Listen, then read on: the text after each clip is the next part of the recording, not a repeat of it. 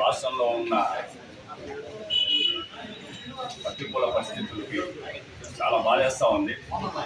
రాష్ట్రం సుభిక్షంగా ఉండాలి, అందరూ ఆనందంగా ఉండాలని ఈ మహారథయాత్రని తిరుపతి నుంచి విశాఖపట్నం వరకు పెట్టడం జరిగింది. ఇటువంటి విపత్కర పరిస్థితుల్లో రావడానికి కారణం గత ప్రభుత్వంలో చెట్లు కొట్టడం అనేది చాలా పెద్ద సమస్య. మన తిరుగుతున్న మీకు తెలిసి ఉంటుంది. ఎన్ని చెట్లు కొట్టేశారు, ఎన్ని వందల వేల చెట్లు కొట్టేశారు. ఏది కొట్టారో తెలియదు, దానికి లెక్క పక్కా ఉండదు. ముఖ్యమంత్రి గారు అప్పుడు అక్కడికి వెళ్తుంటే అక్కడ చెట్లు కొట్టేయడం, కట్టడం పెట్టడం. ఎందుకు అలా చేస్తారో తెలియదు.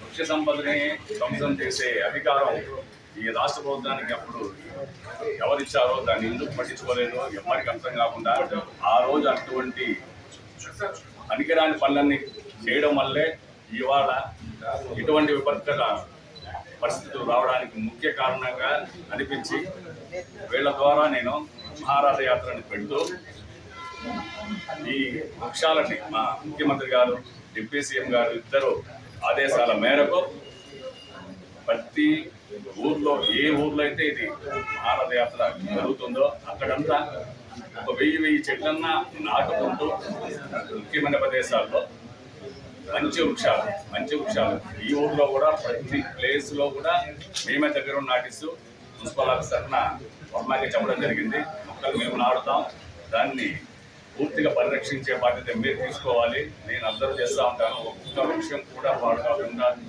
చేసుకునే బాధ్యత వీళ్ళకి అప్పచెప్పడం జరిగింది.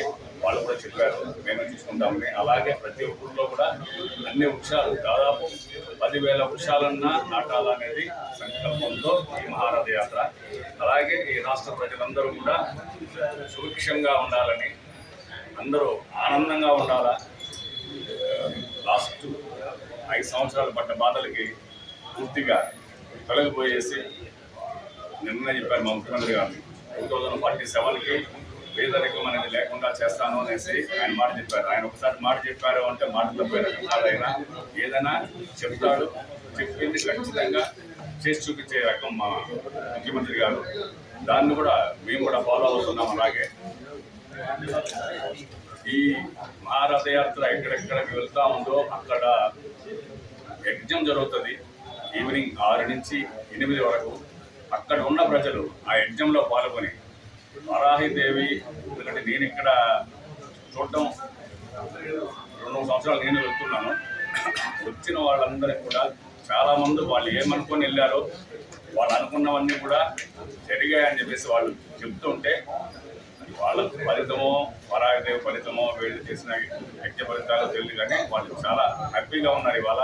అలాగే ప్రతి ఒక్కరు కూడా రాష్ట్ర ప్రజలందరూ కూడా యజ్ఞాల్లో పాల్గొని అమ్మవారి కృపకి పాత్రలు కావాలని మనస్ఫూర్తిగా